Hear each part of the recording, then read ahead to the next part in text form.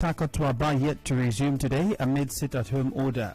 High cost of goods generates concern in Port Harcourt. Officer of FRSC DCC Dr. Esebonu found dead in his office in Abuja. President Buhari in New York for UN General Assembly. On the foreign scene, Canadians head to the polls for second time in 2 years. I am Ifeanyi Andrew.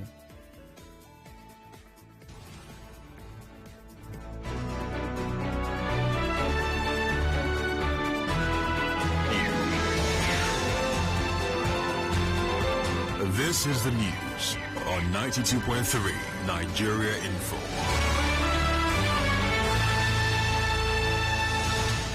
Train transport from Port Harcourt to Aba could not resume today as scheduled due to the Monday sit-at-home being observed in Aba, Abia State. As you may know, train transport in Port Harcourt was expected to resume this week after it was out of service last week due to a train which derailed its track and a suspected train track vandalism situation. Our correspondent who visited the train station in Port Harcourt gathered that travelers were told that services have been put on hold despite the presence of workers at the station. Moving on, the leadership tussle in Ipman, Rivers State seems to be deepening as some police officers were said to have taken over their LMA office on Sunday. Ipman Chairman Dr. Joseph Obele called on security forces to wade into the matter to avoid fuel scarcity. The consistent interference of some officers of Nigerian police with claims to have the directive of a particular DIG Abuja, and by that they are now harassing and intimidating the authentic elected leadership of Ipman in collaboration with some miscreants who are not even members of Ipman can no longer be accepted by us. We shall be left with no option than to withdraw our services as soon as possible if urgent intervention is not taken.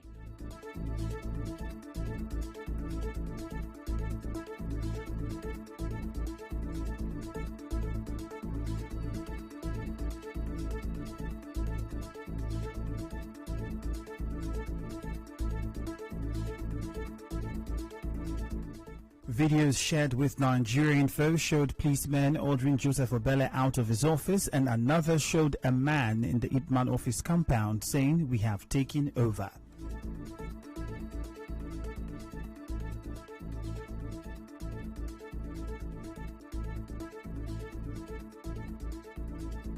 They went to Abuja, reported our Ipman National President, to the IG, the Inspector General of Police, that the man is illegal, that there is a judgment from Calabar Court stating that Fari is the authentic Ipman president, and they misled the Inspector General of Police by saying that and present the false document they have in Calabar. We have taken over. This is the Ipman Secretariat, Port Harcourt Unit Depot. No be choice. NDSA! We don't take over. Operation take over. No be by nobody punu.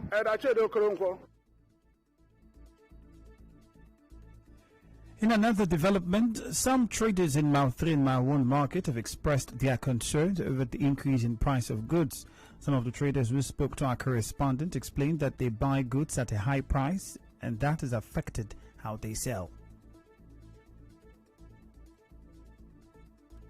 This tomato, the tomato don't cost, as we've been buying before, 4,000, 5,000 for baskets. Now they buy them 12,000, 11,000, minus motor they pay. And when we buy like that to come sell, when we sell for custard, it's as if we are cheating the masses. Meanwhile, you bought it so expensive. Your money will not even come out, not to talk of gain. Flour now, before we been buy them 14,500 for bag, but now flour now is 19,700. They affect the business because of, say, we lose our customers. And meanwhile, some traders at the fruit garden market told our correspondent that since the market has been commissioned for use, they've not been given power supply and it affects their frozen food business and hence the price of commodities.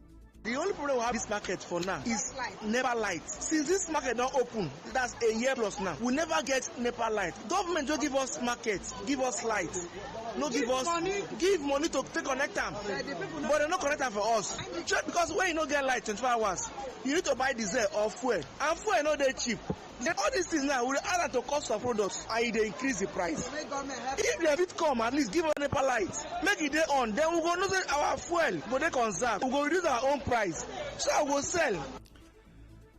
The INEC office in Agu Council of Enugu State was set on fire by some unknown persons over the weekend. This followed an attack on some people who attended a political gathering in Enugu West Senatorial District by gunmen who threatened that no election would hold in the state or any part of the southeast come 2023.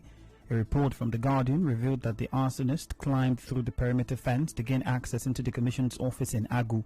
Reports say that the fire, which started in the early hours of Sunday, damaged a major part of the office despite the swift response of firefighters. Still ahead, President Buhari in New York for UN General Assembly. Stay tuned.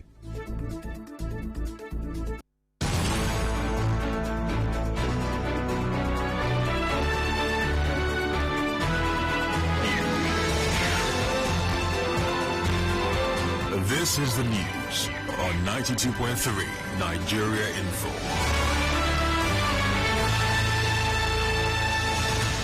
President Muhammadu Buhari is in the United States to participate in the 76th session of the United Nations General Assembly. He was received by Nigeria's permanent representative of the United States, Professor Tijani Bande, and the Foreign Affairs Minister Geoffrey Onyema. President Buhari will address the assembly during the general debates on Friday. The president is expected back in the country on Sunday. The Minister of Labour and Employment, Chris Ngige, is appealing to striking National Association of Resident Doctors to return to work as the federal government continues to negotiate with the union to end the dispute. The minister also reacted to the court case filed by the federal government against the striking doctors. I saw where a young man was saying, oh, they have appealed, they asked their lawyers to appeal, do stay of execution, and the rest of them.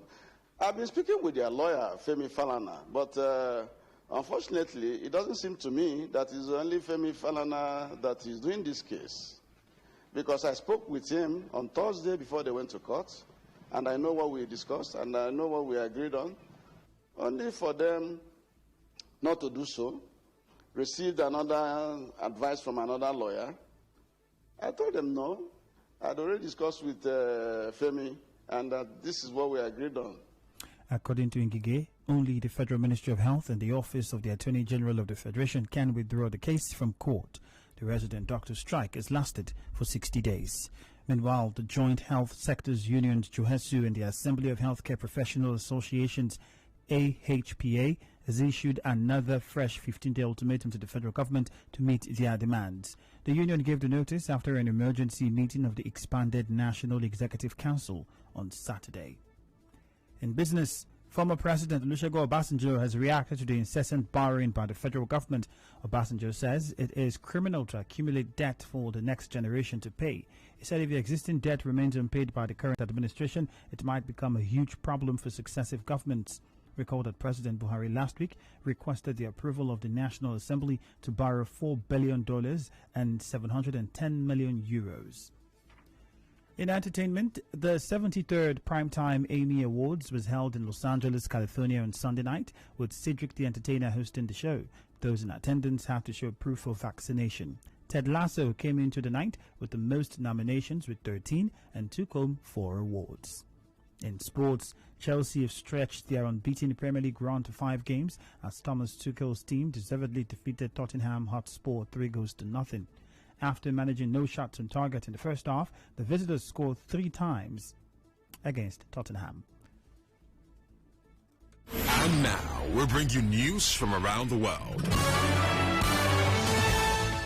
Canadians are going to the polls today for the second time in 2 years to vote in an early general election. The country's Prime Minister Justin Trudeau launched the campaign mid-August, 2 years ahead of schedule, as he seeks a third term in office.